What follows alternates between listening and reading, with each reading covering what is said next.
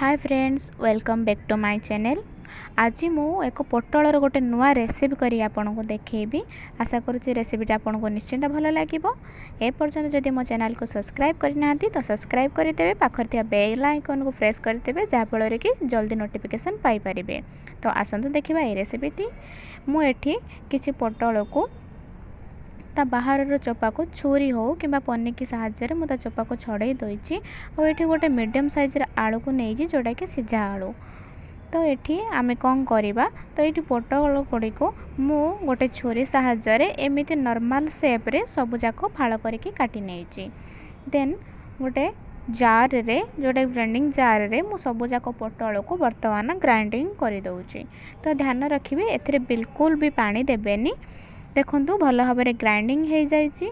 जदि एथिरे किछि पोटल रही जाइथिबो जोटा कि छोट छोट हेई नथिबो, आपण चाहिले हाथ साहाय्य रे भी आपण प्रेस करके छोट छोट कर दे पारिबे। तो एथिरे मिश्रण टे प्रस्तुत करिया पई मैं एथिरे गोटे स्पून हळदी, स्वाद अनुसार लंका गुंड, किछि लूण टेस्ट अनुसार, एटी गोटे बड़ स्पून रे मु 1.5 स्पून एटी बेसन ऐड करुची। तापरे मु एटी गरम मसला किछि दउची। आउ सिझेकी रखिथिबा आलू को भल भाव में मिक्स करके एथिरे रखुची। तो चलंतु एहा को भल भाव में आमे मिक्स करिदबा। आपण एथिरे ध्यान रखिए बिल्कुल भी पानी देकी मिश्रण टे प्रस्तुत करेंगे। देखंतु मिश्रण टे भल भाव प्रस्तुत हो जाइए। मुझे देखो हाथ में एमती कर देखा। देखो आमर भल भाव में सेप आसी जाऊँगी, ताने आमर मिश्रण टे भल भाव में रेडी अच्छी। चलते यहाँ साइड करदे। तो चलतु ये मु कड़ाई बसैकी तेल गरम करुँची।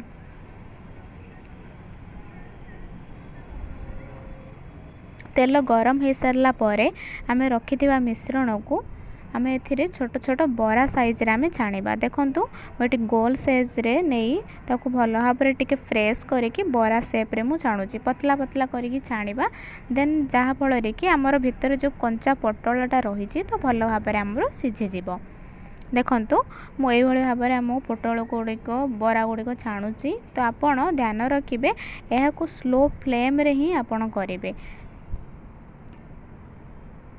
तो यह को मु धीरे धीरे यह को देखो उल्टे देउची। फास्ट बराटी पकेबे 2 मिनिट पर देन उल्टेबे। ठीक अच्छे, जेहेतु न भांगी जीवार आउ आशंका नथिबो।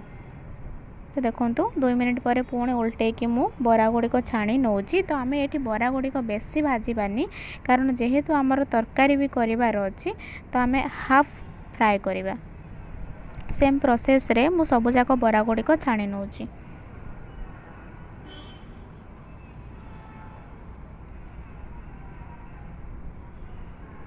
देखो स्लो फ्लेम रे ही अच्छी। और गोटे साइड गोल्डन ब्राउन हैला परे ही आपण नेक्स्ट आपण उल्टेबे। आपण चाहिए यहाँ को फुल फ्राए करके आपण चिली सॉस या टमाटो सॉस रे आपण यहाँ को खाई परिबे। तो जेहेतु आमर करार अच्छी तो मु देखंतु सब जाक प्रस्तुत करी नहीं। देखंतु केते सुंदर भाव में आमर कलर भी आसी जाइए। देखंतु बरा गुड़िक केते सुंदर भाव में हो जाउची। गोटे को मु आपन को भांगिकी देखौची। देखंतु भितर भी देखंतु पोटल गुड़िक केमती सुंदर भाव में आमर सीझी भी जाइए। देखि पारुथिबे। तो आपण यह को भी स्नैक्स रे भी खाई पारिबे, छोट पिला मानन को भी देई पारिबे। देखि खांतु बहुत भल लागिबो। तो यहाँ तरकारी प्रस्तुत करने मसला रेडी करवा।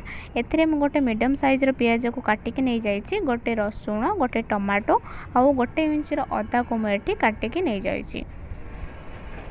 तो ये गोटे ब्लेंडिंग जार मु यहाँ सबुजाक मिश्रण को ग्राइंडिंग कर नौची। देखंतु आमर मसलाटी प्रस्तुत हो जाइए। देन चलतु आम तरकारी बनैबा।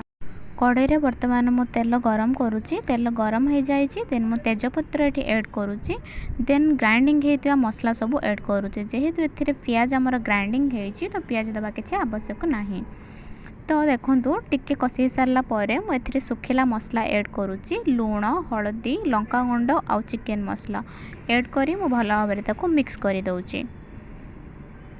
ଆପଣ ଭଲ ଭାବରେ ମିକ୍ସ କରିବେ ଯେ ପର୍ଯ୍ୟନ୍ତ ତାହାର କଞ୍ଚାର ସ୍ମେଲ୍ ଯାଇନି। ଦେଖନ୍ତୁ ଆମର ଏଠି ମସଲା ଭଲ ଭାବରେ କଷି ହେଇଯାଉଛି।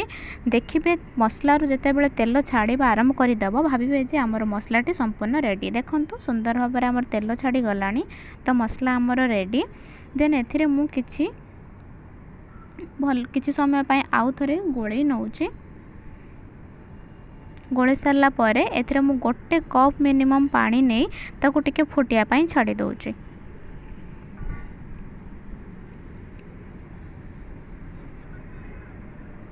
ଦେଖନ୍ତୁ ମସଲାରେ ଯେଉଁ ପାଣି ଦିଆହେଇଥିଲା ଭଲ ଭାବରେ ଫୁଟି ଯାଇଛି ଏଠି। ତାପରେ ଆମେ ରଖିଥିବା ବରା ଗୁଡ଼ିକୁ ଛୋଟ ଛୋଟ ଯେଉଁ ରଖିଥିଲେ ତାକୁ ବର୍ତ୍ତମାନ ଆମେ ଏଡ଼୍ କରୁଛେ। ଆପଣ ଚାହିଁଲେ ଏଥିରେ ଆଳୁ ବି ଛୋଟ ଛୋଟ ପିସ୍ କରି ପକାଇ ପାରିବେ। ତ ଏଠି ମୁଁ ଖାଲି ବରାରେ ହିଁ ବନାଉଛି। ଆପଣ ବେଶୀ ବରା ପକାଇ ସାରିବା ପରେ ବେଶୀ ସମୟ ତାକୁ ଫୁଟେଇବେନି, ତ ମିନିମମ୍ ଆପଣ 1 ମିନିଟ୍ 2 ମିନିଟ୍ ପର୍ଯ୍ୟନ୍ତ ଛାଡ଼ିଦେବେ। ଦେଖନ୍ତୁ ଆମର ପୋଟଳର ବରାର ରେସିପି କେତେ ସୁନ୍ଦର ଭାବରେ ପ୍ରସ୍ତୁତ ହୋଇଯାଇଛି। ଘରେ ବନେଇକି ନିଶ୍ଚିନ୍ତ ଖାଆନ୍ତୁ।